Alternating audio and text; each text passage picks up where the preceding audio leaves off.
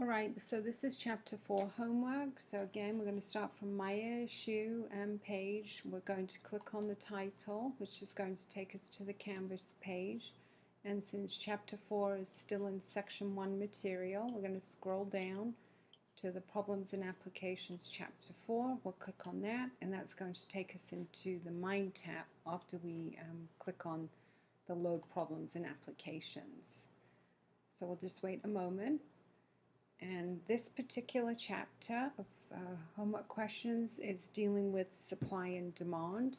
So what I would highly suggest you do before you start on these questions is get your notes and quickly go through, what a demand curve is and what a supply curve is. So quick reminder, demand is from the consumer's point of view. That's the people willing and able to purchase the goods and services, and supply is from the firm's or the producer's point of view. So they're the ones that are producing the products, wanting to maximize their profits. So depending on whose point of view you're looking at, behavior will always be different. And that's why demand is downward sloping while the supply is going in the opposite direction. It's the upward sloping curve. The other thing you'll want to briefly review are what are the things that cause supply and demand to shift. Remember, those are known as the determinants. So with all of that said, we're just going to jump right into some of the questions. But you cannot do this homework without first reviewing the supply and demand. So remember, demand is the consumer, supply is the producer. So what you're going to be doing in most of this homework here is you're going to be making shifts. So it says, show the change in the market for restaurant meals. So this is restaurant meals that is consistent with the following statement. So it says, when an economic boom raises people's income, the price of restaurant meals rises. So you have to be really careful here, because remember, price of the good in question causes us to move up and down our curves, and the shifts of these curves is due to the determinant. So this is saying when an economic boom raises people's income. So this right here is a determinant, and you have to be careful which one does it shift. Is it a determinant for the demand, meaning the consumer, or for the supply, the firm? So this is specifically telling you the economic boom has risen people's or individuals' income. So that's going to be a demand shift. So that's going to be an increase or a shift to the right. So what you want to do is we want to move this demand curve. But to do that, before you can start moving these things, you've got to use your little icons. So we're going to click on demand, and that's now going to allow us to start moving this thing. So before you can start shifting these curves, you've got to click on the one that you think you're going to be able to move. So before you do it, though, you've got to know which one to move. So we want to increase demand. So it's going to shift or increase to the right. And it's telling you, the way you can check whether you're doing this right, it's telling you the price of restaurant meals should have increased. So the price was here, and now it's up here. So we've probably shifted this in the correct way. And then we'll move on. So I'm not going to do all of these for you. I just want you to kind of get going with this. So this says, show the change in the market for building materials that's consistent with the following statement. So it says, when there is a coup in a country rich in iron ore, so a coup meaning the country's being taken over, so maybe a dictator's come in and taken the country over, the price of building materials rises. So in some ways, you almost have to think about what would, if a dictator comes into a country, what's going to happen? Well, it's probably going to disrupt production in some way. So some of these questions you do have to kind of go think a little beyond what they're saying. So this is country rich in iron ore, and it's production. This is probably going to be supply. So again, we click on the little icon that we want to shift. So a decrease in supply is to the left. So I'm just going to do the first couple with you. And then you would keep going. So the next one says, show the change in the market for laptop computers that is consistent with the following statement. So this says a technological advance improves the features of laptop computers. So a technological advance, so what is that going to be? That's going to be, again, a supply shift. And then it says the price of laptop computer rises and the price of used desktop computers falls. So what they're telling you in this question is that these two goods are related in some way. That, you know, the complements and substitutes. So we'll keep going. Now it says, now show the change in the market for desktop computers that's consistent with the following statement. So this is kind of a build on. When a technological advance improves the features of laptop computers, the laptop computer prices rise and the price of used desktop computers falls. So what you have to be really careful of in this picture is pay attention to what market is being represented. So the one above was the laptops. This one is the desktop computers. So this is going to be what is going to be happening to desktop computers. And I'm actually going to just give you the answer to this because I don't personally think it's very clear. But two things can potentially happen here. One is the demand for the desktop computers will decrease or shift to the left. So I'm giving you the answer on this one. Will shift to the left because fewer people want to buy these computers now. And then a second thing can actually happen in that the supply, and it's not really clear in this question, but the answer is doing this, so that's why I'm giving you the answer. The supply of desktop computers being sold can potentially increase or shift to the right. And the reason for that is because people will no longer want to have desktop computers. Okay, this next question is basically going over which events here are either going to cause the demand curve to shift or the supply curve to shift. So you're going to be clicking whether or not it's a demand or supply. So for example, engineers develop new automated machinery for the production of electric cars. So I'm just going to straight up tell you that's not going to be a demand. So you're going to put none. That's nothing to do with demand. This is production of electric cars. And then you're going to click here for supply. And then you'll need to select which one of what type of determinant is it. Is this, so I'll give it to you. And this one's to do with production. So that's because it's a new automated machinery. That's going to be new technology. So you're just going to go through and select, you know, first of all, figure out is it demand or supply. So if in the case it isn't demand, you'll put none, and then you're going to select which type of determinant it is on these questions. And then we'll continue on.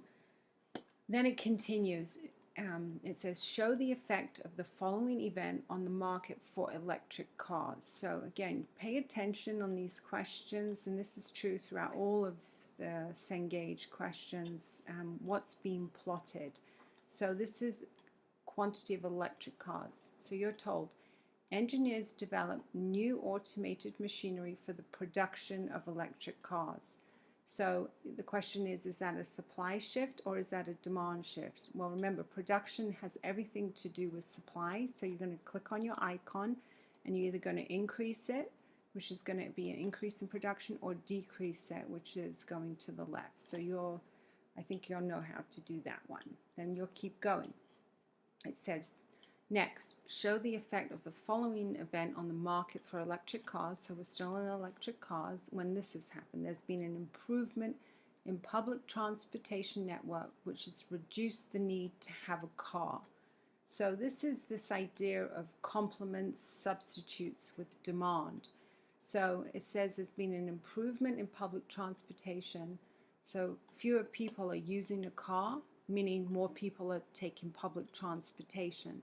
So that's going to be, this is an example of a substitute good. And since this is quality of electric cars, we want to say, okay, what's going to happen to the demand for the cars? So again, you want to be careful what it's being asked. So you're told right here it's reduced. So you're going to click on the icon, and remember, decreases to the left, increases it to the right. And since this is a decrease, I think you should know what you're doing here. And you're just going to go on and do the same thing.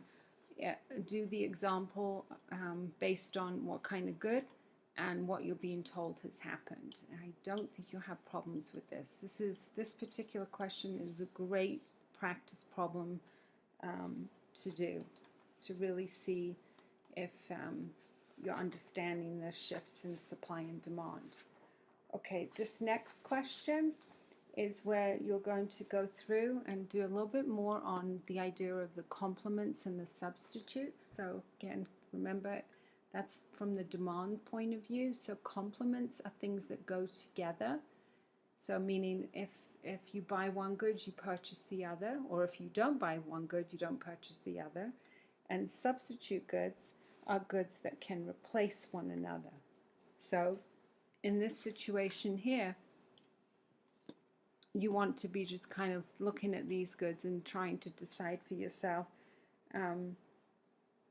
do you think they're complements or substitutes? So if you have a smartphone, you probably also have apps on your phone, so they go together. And then the other two, I think you'll be able, if you have a conventional phone, meaning the old-fashioned phone where there's a cable at your house, those don't allow you to even use applications on old conventional phones. So I'm just going to tell you, put substitutes here. In some ways you could almost argue these are unrelated, but since you have to select, I'm just going to tell you, make sure you put substitutes there for that particular one. That's going to be the answer you select. And then the next one, smartphones and conventional phones, I think you can know what those two kinds of goods are. So I think you should be okay with that one.